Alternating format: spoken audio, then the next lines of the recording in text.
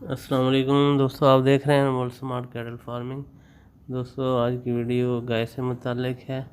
सोने में कमोबेश 1 माह रहता है इसका,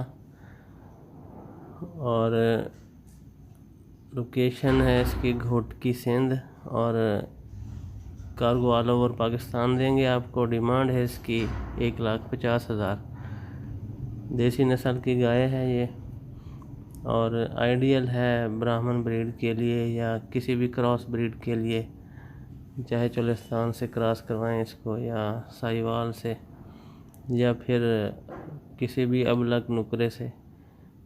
तो ये माशाल्लाह बड़े कद की असील गाय है। ये आप देख रहे हैं, इसके थनों को छुआ जा रहा है तो ये बड़े आराम से खड़ी है।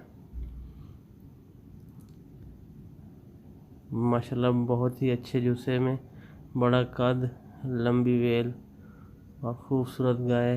हरियाणा ब्रीड, इंडिया से मुतासर ये गाय।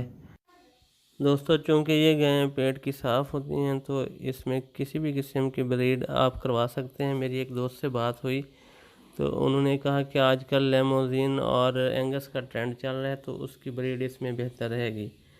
इसी के साथ इजाज़त, नेक्स्ट वीडियो तक के लिए अल्लाह हाफ़िज़।